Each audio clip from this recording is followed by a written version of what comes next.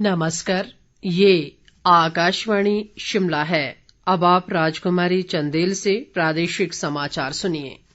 आज के मुख्य समाचार। प्रदेश मंत्रिमंडल ने मनरेगा श्रमिकों, एकल नारी और अनाथालयों में रहने वाले बच्चों को आयुष्मान भारत योजना के तहत लाने का लिया निर्णय।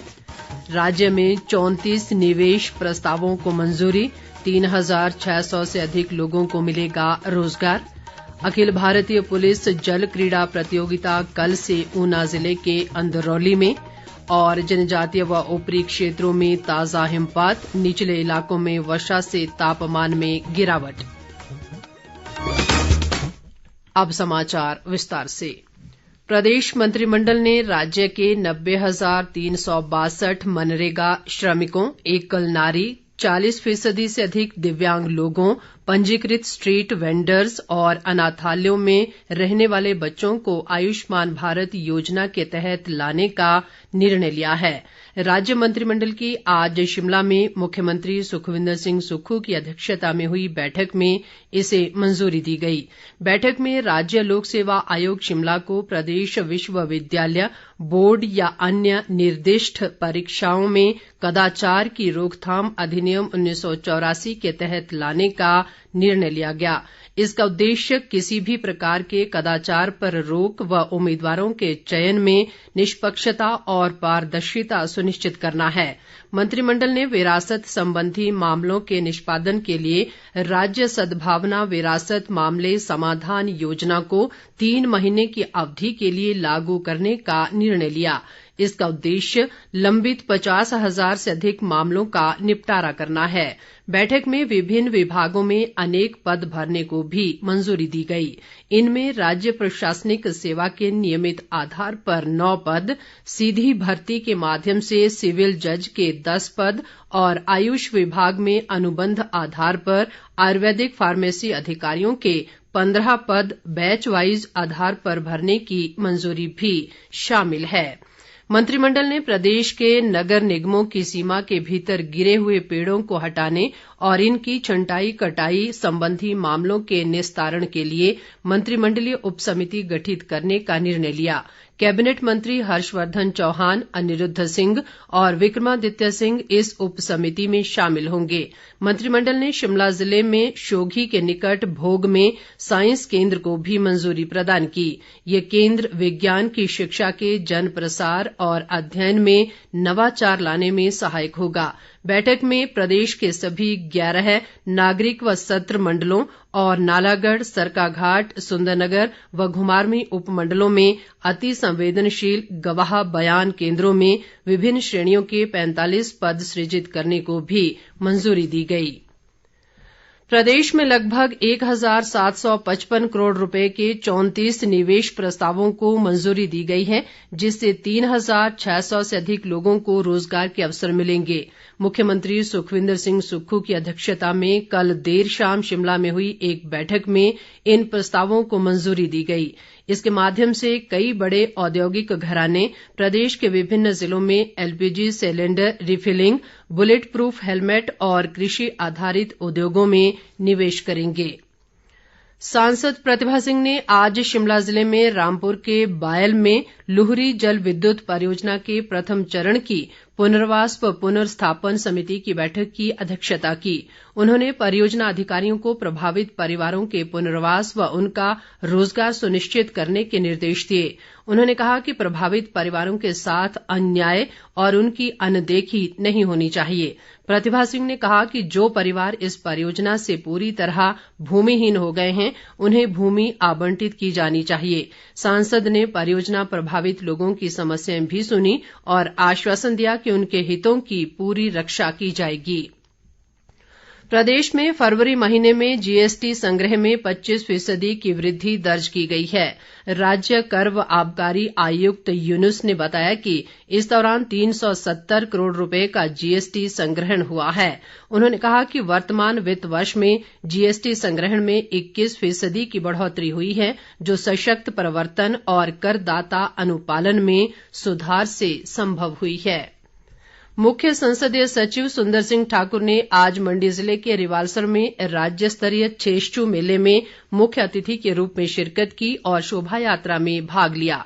उन्होंने कहा कि मेलों व त्योहारों का संस्कृति को संजोए रखने में अहम योगदान है। सुंदर सिंह ठाकुर ने कहा कि छेश्चू मेला धार्मिक सौहार्द का प्रतीक है और त्रिवेणी संगम के नाम से विख्यात धार्मिक नगरी रिवाल्सर बौद्ध, सिख व हिंदू धर्म के लोगों की आस्था का केंद्र है। चंबा से चामुंडा के लिए राज्य पथ परिवहन निगम की बस सेवा शुरू हो गई है। चंबा के विधायक नीरज नैयर ने बताया कि इसके अलावा चंबा से कटड़ा के लिए भी बस सेवा बहाल कर दी गई है। उन्होंने कहा कि इन रूटों पर बसें चलने से हजारों लोग लाभान्वित होंगे। 22वीं अखिल भारतीय पुलिस जल क्रीड़ा प्रतियोगिता कल से ऊना जिले के अंदरौली में शुरू हो रही है। उप मुख्यमंत्री मुकेश अग्निहोत्री इसका शुभारंभ करेंगे। पुलिस महानिदेशक संजय कुंडू ने बताया कि 6 मार्च तक चलने वाली इस प्रतियोगिता में 19 राज्यों व केंद्रीय पुलिस बलों के 450 से अधिक प्रतिभागी हिस्सा लेंगे। इसमें 10 महिला टीमें भी शामिल हैं। हिमाचल पुलिस द्वारा पहली बार जल क्रीड़ा के क्षेत्र में इस तरह की राष्ट्रीय प्रतियोगिता का आयोजन किया जा रहा है। केंद्रीय मंत्री अनुराग सिंह ठाकुर के मार्गदर्शन में सांसद खेल महाकुंभ को लेकर आयोजन समिति की बैठक आज हमीरपुर में हुई। बैठक में विभिन्न खेल प्रतियोगिताओं की विजेता टीमों को नकद पुरस्कार, पदक और प्रमाण पत्र देकर सम्मानित करने का निर्णय लिया गया। खेल महाकुंभ आयोजन समिति के सदस्य अभयवीर लवली ने बताया कि हमीरपुर संसदीय क्षेत्र के तहत आने वाले सभी 17 विधानसभा क्षेत्रों में हुए मुकाबलों की विजेता टीमों को सम्मानित करने के लिए आगामी कुछ दिनों में भव्य कार्यक्रम का आयोजन किया जाएगा। उन्होंने कहा कि सांसद खेल महाकुंभ के माध्यम से केंद्रीय मंत्री अनुराग सिंह ठाकुर ने ग्रामीण स्तर पर छिपी हुई प्रतिभाओं को अपना हुनर दिखाने का एक सुनहरा अवसर दिया है। राज्य सरकार के खिलाफ भाजपा जन आक्रोश रैलियां करेगी। कुल्लू में 4 मार्च को होने वाली जन आक्रोश रैली में विपक्ष के नेता जयराम ठाकुर शिरकत करेंगे। जिला भाजपा अध्यक्ष भीम सिंह शर्मा ने आज कुल्लू में एक पत्रकार वार्ता में बताया कि पूर्व सरकार द्वारा खोले गए 600 से अधिक सरकारी संस्थानों को बंद करने को लेकर लोगों में रोष है और भाजपा सरकार के इस निर्णय के खिलाफ रैलियां करेगी। प्रदेश के जनजातीय और ऊपरी क्षेत्रों में आज सुबह से ही हल्का हिमपात हो रहा है। लाहौल स्पीति जिले में बर्फबारी से यातायात के लिए बंद हुए मनाली केलंग राष्ट्रीय उच्च मार्ग को 4x4 वाहनों के लिए खोल दिया गया है। वहीं घाटी के अंदरूनी सड़कों पर वाहनों की आवाजाही जारी है। इस बर्फबारी से जिले में ठंड बढ़ गई है। प्रशासन ने भारी बर्फबारी की संभावना को देखते हुए लोगों को एहतियात बरतने की सलाह दी है। किन्नौर, चंबा और कुल्लू जिलों की ऊंची चोटियों पर भी हिमपात हुआ है। शिमला जिले के ऊपरी क्षेत्रों में भी आज सुबह हल्की बर्फबारी हुई।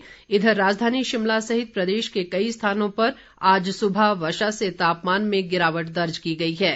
मौसम विभाग ने आज राज्य के अधिक ऊंचाई वाले क्षेत्रों में भारी हिमपात का येलो अलर्ट जारी किया है। इसके अलावा निचले व मध्य पर्वतीय क्षेत्रों में कहीं कहीं गरज व तेज हवाओं के बीच ओलावृष्टि की चेतावनी भी दी गई है। राजकीय महाविद्यालय कुल्लू में आज आस पड़ोस युवा संसद कार्यक्रम का आयोजन किया गया, जिसमें युवाओं ने G20, by20 और मोटा अनाज वर्ष पर अपने विचार रखे। युवा संसद कार्यक्रम का आयोजन केंद्रीय युवा कार्य व खेल मंत्रालय के तहत नेहरू युवा केंद्र द्वारा किया गया। जम्मू कश्मीर के अवंतीपुरा में हुई आतंकी मुठभेड़ में शिमला जिला के रामपुर उपमंडल के पिथवी गांव के पवन कुमार शहीद हो गए हैं। 28 वर्षीय पवन कुमार 55 RR ग्रेनेडियर्स में सिपाही के पद पर तैनात थे।